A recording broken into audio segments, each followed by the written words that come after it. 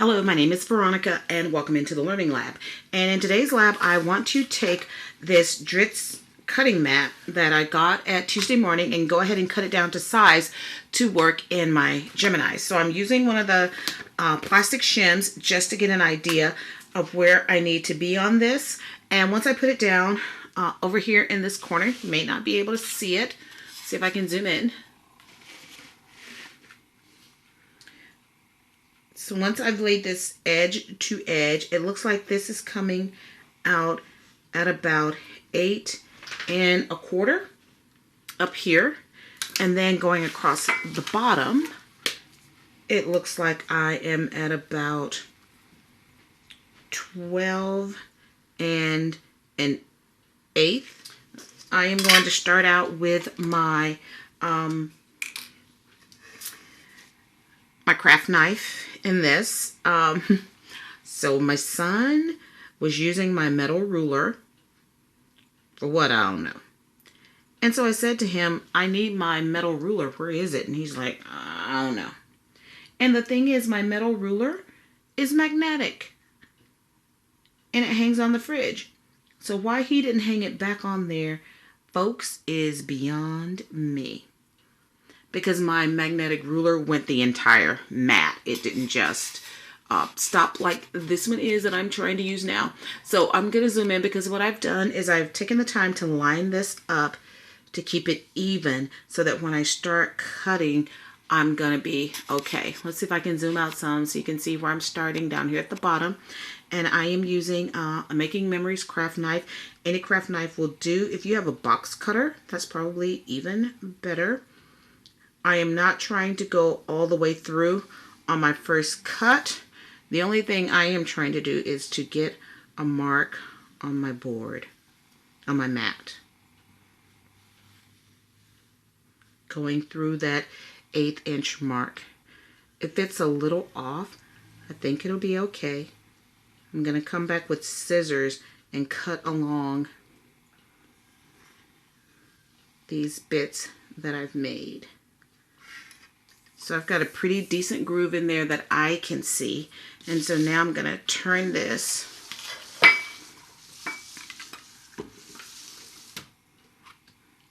and then come across here at my 8 1/4.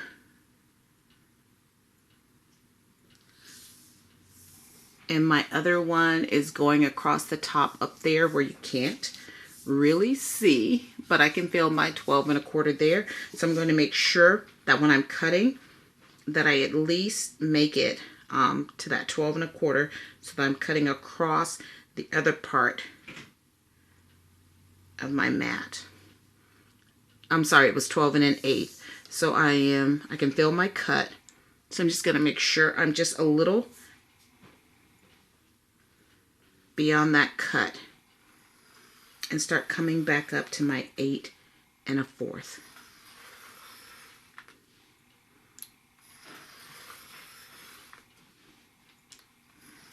Now, if you like, you could continue to cut through this, but I am not on another cutting mat. I'm actually on my kitchen countertop, and I don't want to cut into it, which is why I am only cutting to get a point with my blade, and I can go back with my scissors and cut that out. This mat is rubbery, but I am going to use my sewing shears on this to cut it out, although they aren't fabric. I think it's going to give me a better cut than if I were to use other regular scissors. And I am just going to cut along the marks that I made in here using my craft blade. And as you can see, that's starting to cut through. And then the same thing over here to get myself going. I know where I am going to cut.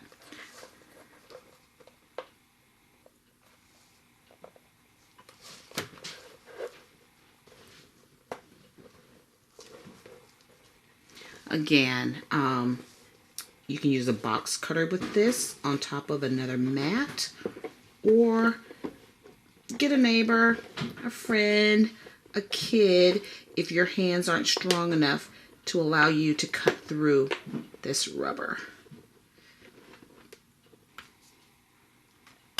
There we go. Got that out. And I'm looking here. Let's just straighten that up a little bit. Actually, I do have a cutter that will cut through this because it's kind of like cutting through chipboard.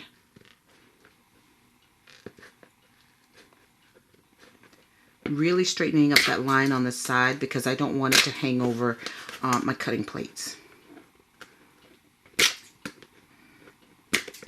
The one on the bottom, not that critical, but the sides will be because it's a tight fit for most.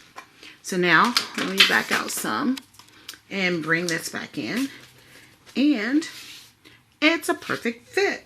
All I need to do is just round these corners on here. Probably not necessary, but I'm going to. And now I have that really big corner chumper thing that I could bring out, and it would just round that for me beautifully. But again, I'm not pulling that out. This will work just fine.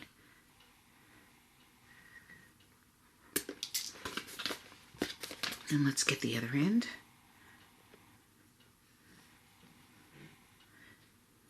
And the way I laid this out on this mat, you can actually get 4 out of this mat. So there we go. It's all ready to be put to the test. Now, if you want to cut more, you can do so, because the way I laid it out, you can get another one out here. You can get another one here, and then you can get another one over here. So I do have this covered because it gives a nice little glare to me. But I'm going to start out by cutting one of these thin metal dies. And I have decided to do the roses one. And I am following the one for very intricate metal dies.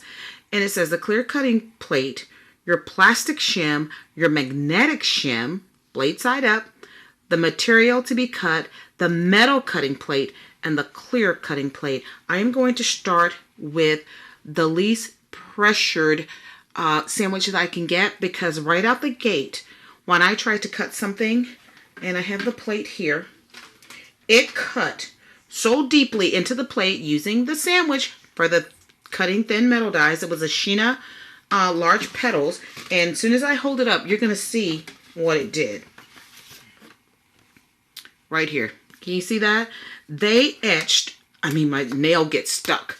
It etched so deeply in there that when I went to cut out these shapes that you see, or can barely see here, this imprinted into that sheet of paper. So I was not happy about that.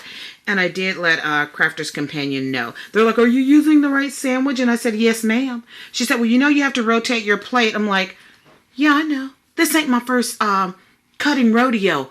But using that sandwich, they told me it actually almost came through to the other side of the plate. Now, either that die is deeply, deeply etched and you needed to back off the sandwich a little bit, or, but it was a Sheena die. Big, beautiful petals, which is why I purchased the David Tatera flower shaping thing, because I have some large petal dies.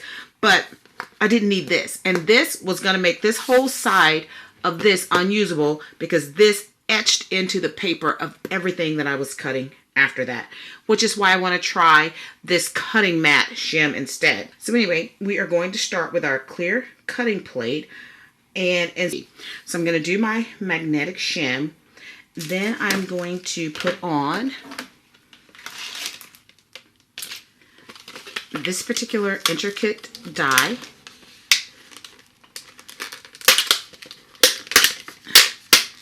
So I'm putting that down, and I do want to cut out the edge part on it. So let's get this lined up so that it's going to be in the right place.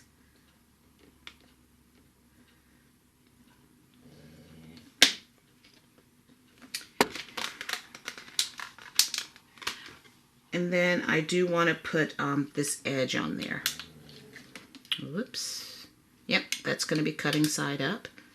And because it's metal, The magnetic shim is going to hold it into place. Let's come in a little. So I've got that ready to go. This is 4 1/4 by 5 1/2. So my paper is going right there. Everything's lined up. Then on top of my paper is where I'm going to bring in my homemade cutting mat.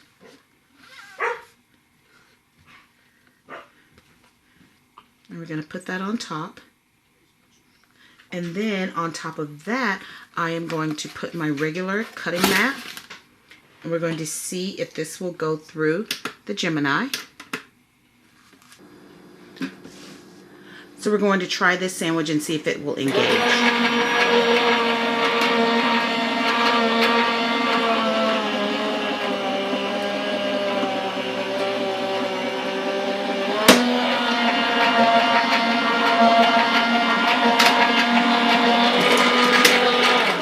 Let's see if it made it through in one pass. And looks like it did. Looks like my paper shifted just a little bit, but I can live with that. That just means I need to tape down my paper. And looks like that sandwich is exactly what I need. As always, thank you for joining me in the lab today. Please be sure to check out my blog at inkollusions.blogspot.com. And if you haven't hit the subscription button, go ahead and do so. I'd love to have you join me when I post a new video. Until then, and happy crafting.